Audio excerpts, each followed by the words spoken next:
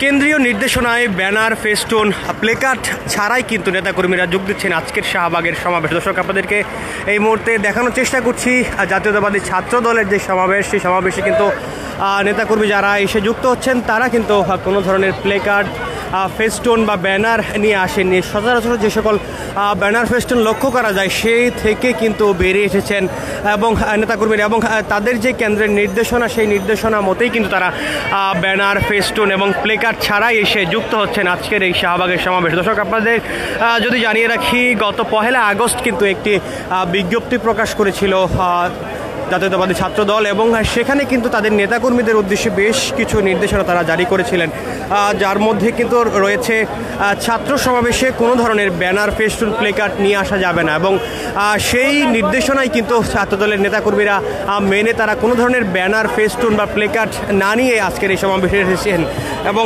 তাদের যেই পরবর্তী নির্দেশনা সেটিতে তারা যেমনটি বলছিলেন, সমাবেশের শুরু থেকে শেষ পর্যন্ত কেন্দ্র থেকে নির্দেশিত যেই জায়গাটি, সেই ইউনিটকে বাধ্যতামূলকভাবে সেখানেই থাকতে হবে, সেই থাকার নির্দেশনা তারা দিয়েছেন।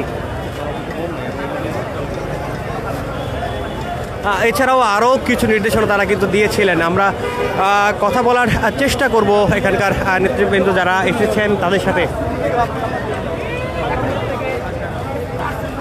এই মুহূর্তে আপনাদেরকে যদি সমাবেশ স্থলের যে মূল মঞ্চ সেটি দেখানোর চেষ্টা করি, সেখানে কিন্তু নেতাকর্মীরা উপস্থিত রয়েছেন। এছাড়া কিছুক্ষণ আগে কিন্তু কেন্দ্রীয় নেতৃবৃন্দরা এসে উপস্থিত হয়েছেন আজকের এই সমাবেশে।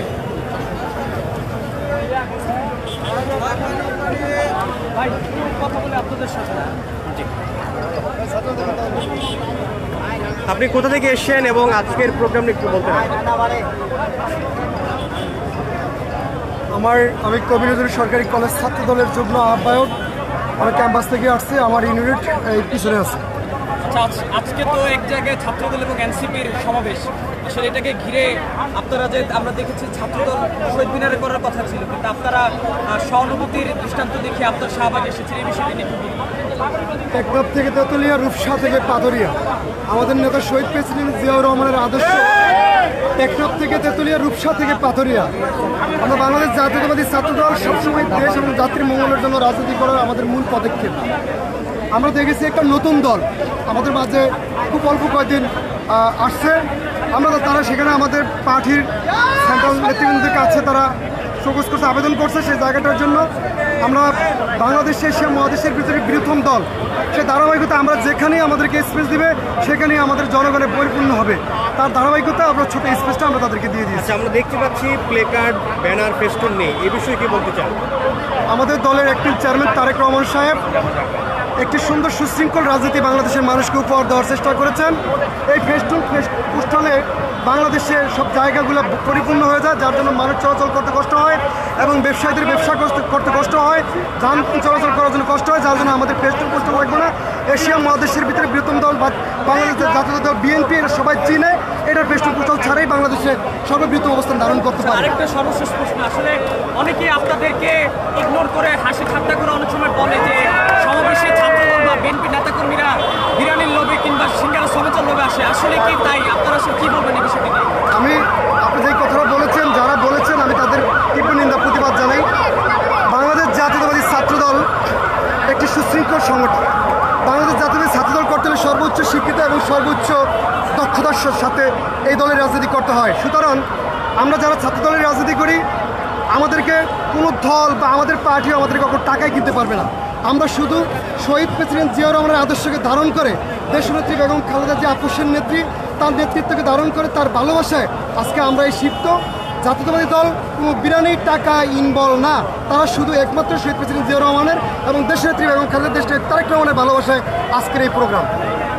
দর্শক, শুনছিলাম আসলে সরকারি তিতুমির কলেজের ছাত্রদলের একজন নেতার কথা এবং তিনি যে বিষয়টি বলছিলেন, তাদের আজকের যে প্লেকার্ড, ব্যানার এবং ফেস্টুন বিহীন আজকের এই সমাবেশ, সেটি কিন্তু কেন্দ্রের নির্দেশনা অনুযায়ী তারা এসেছেন এবং সেই সুন্দর বাংলাদেশ গড়ার প্রত্যয়ে তারেক রহমানের ডাকে তারা আজকে উপস্থিত হয়েছেন আজকের এই ছাত্র সমাবেশে এবং সেই বিষয়টি কিন্তু বলছেন। আমরা লক্ষ্য করছি এখানে কিন্তু প্লেকার্ড, ব্যানার বা ফেস্টুনের কোনো উপস্থিতি নেই, কিন্তু নেতাকর্মীরা নিয়ে আসেননি।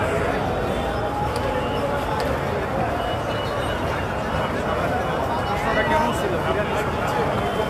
যদিও এতই করে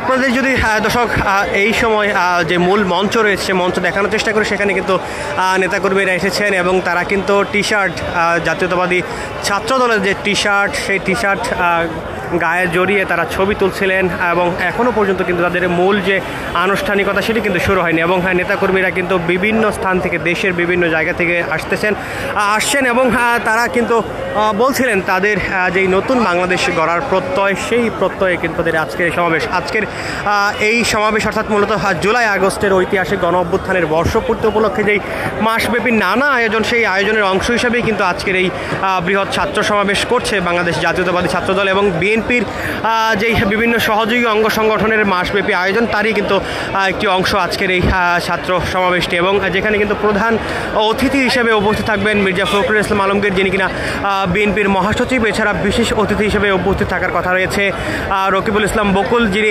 বিএনপির ছাত্র বিষয়ক সম্পাদক হিসেবে দায়িত্ব পালন করছিলেন। এছাড়া আজকের এই ছাত্র সমাবেশে সভাপতিত্ব করবেন বাংলাদেশ জাতীয়তাবাদী ছাত্র দলের যে সভাপতি রাকিবুল ইসলাম রাকিব, এবং আজকের এই অনুষ্ঠানটির সঞ্চালনা করবেন দলটির সাধারণ সম্পাদক নাসির উদ্দিন নাসির।